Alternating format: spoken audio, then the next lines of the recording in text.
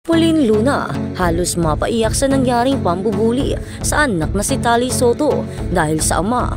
Isang nakakagulat at nakakasakit na pangyayari ang ibinahagi ni Pauline Luna kamakailan, kung saan siya ay halos mapaiyak ng magsalita tungkol sa pambubuli na naranasan ng kanyang anak na si Tali Soto. Ayon kay Pauline, nakaranas si Tali ng pang-iinsulto at pangbubuli mula sa ilang bata, at ang mga salitang ikinasasakit ng kanyang anak ay may kinalaman sa kanyang ama, si Vic Soto. Sa isang interview na puno ng emosyon si Pauline nang ikwento ang insidente naganap sa school ni Tali.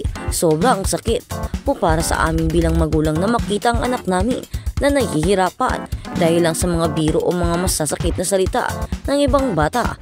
Hindi ko po talaga inaasahan na mangyayari ito kay Tali, ani pa ni Pauline habang binubuo ang mga salitang sasabihin. Ayon kay Pauline, ang mga bata ay binanggit ang pangalan ni Vic Soto at ginamit ito laban kay Tali na nagdulot sa kanyang anak ng kalungkutan at pagkalito. Hindi nila kayang intindihin kung ano ang nararamdaman ni Tali ng mga magulang. Kami ni Vic ay nasaktan din para sa kanya. Dagdag pa ni Pauline, malaki ang epekto ng pambubuli kay Tali na sa kabila ng kanyang kabaitan at pagiging masayahin ay nagkaroon ng mga insecurities dulot ng masasakit na salita mula sa ibang bata. Ayon kay Pauline, nagkaroon ng mga pagkakataon na tinanong ni Tali kung bakit may mga tao na nang iinsulto sa kanya, at bilang magulang mahirap sagutin ang mga tanong na iyon.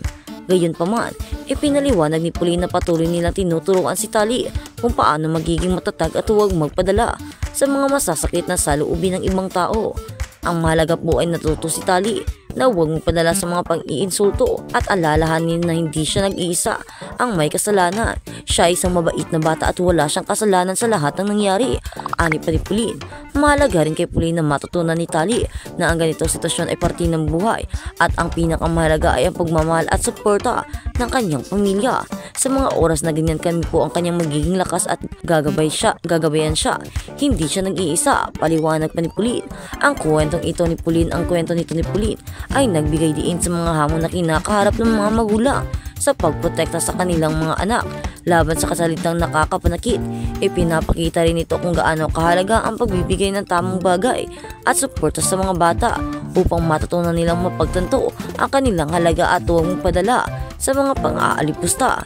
Ang mga fans ni Pauline at Vic ay nagpadala ng mensahe na pagmamahal at suporta para kay Tali, at ang buong pamilya ay nagpasalamat sa mga suporta na patuloy na tumutok at nagdasal para sa kanilang kaligayahan, lakas. At sa kabilang banda, detalye sa pangkaso ni Vic Soto laban kay Daryl Yap dahil sa Pipsi Paloma movie.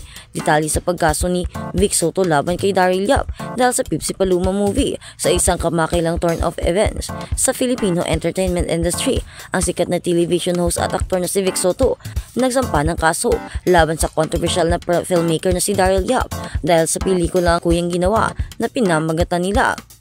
Ang pelikula na nakatagdang idrama ang buhay ni Pepsi, isang dating Filipina actress sa talihidang pumanaw noong 1985, ay nagdulot ng malaking kontrobersya sa tibong paglalarawan nito. Ang pangunahing issue sa likod ng legal na aksyon ni Vic Soto hinggil sa di umano'y maling representasyon ng pelikula sa pagkakasangkot niya sa mga kaganapang nakapaligid sa karera ni Pepsi Paloma.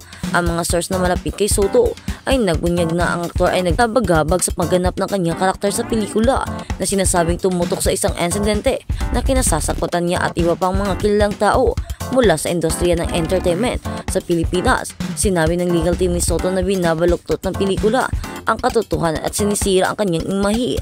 Ang pagkamatay ni Pepsi Paloma na pinansyahan bilang pagkakamatay ay matagal nang nababalot ng misteryo at kontrobersya noong 1980s. Inakusahan ng niyang actress ang ilang kilalang figure sa entertainment industry, sexual assaulting sa kanya kabilang si Soto. Ang mga paratang na ito ay naging paksa ng mga pampublikong talakayan at malawak na iniulat noong panahong iyon.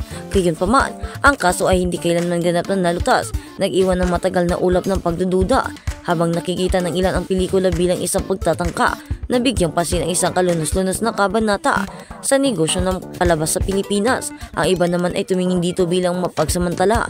Iginiit ng mga legal na kinatawan ni Soto na ang pelikula ay mapanirang puri at mapanilang at naghahanap sila ng mga legal na remedyo. upang maiwasan ang paglabas nito sa kasalukuyang anyo nito. Si Daryl Yap na kilala sa kanyang mga mapanukso at kung minsan ay controversial na mga pelikula ay hindi pa nagkomento sa publiko sa demanda, ngunit inaasahan na ipagtatanggol ang kanyang mukhang malikhaing kalayaan sa pagsasalaysay sa kwento.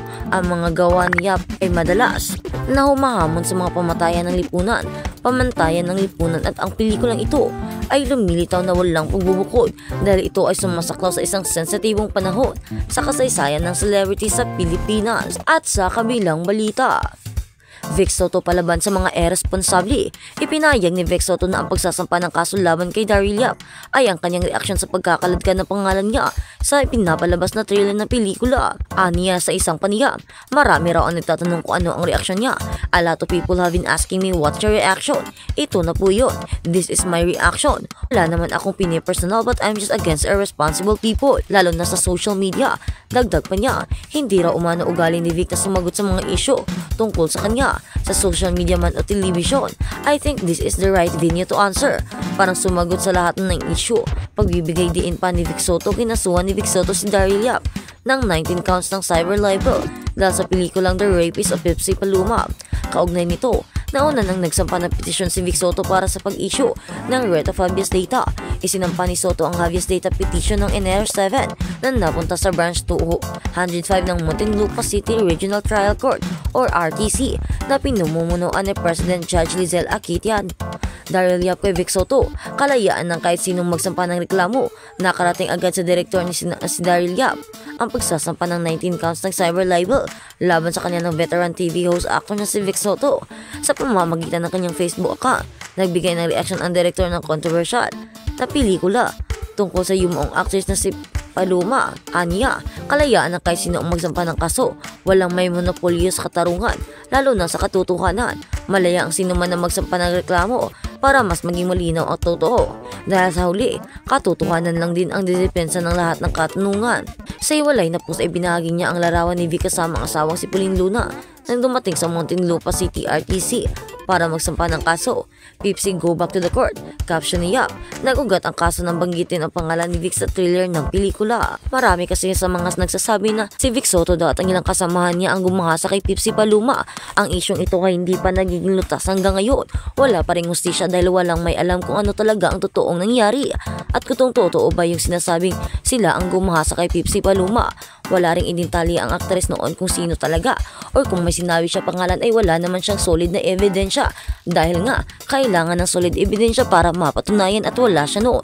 Kaya naman ang kanyang kaso ay naging quits na lamang at wala ring may mga gustong sumampa pa at hindi na rin niya pinalakasan pa na isang pa ang kaso ulit dahil wala naman talaga siyang matibay na ebidensya. Kaya't paano nangyaring bumalik ito ngayon? Ano kaya daw ang iniisip ni Daryl Yap? Bakit ginawa niya ang pelikula at hindi man lang nilinis ang pangalan ni Vic? Bakit sinabi pa niya kung iyon na parang pinagbibintangan niyang siya na talaga ang may gumawa?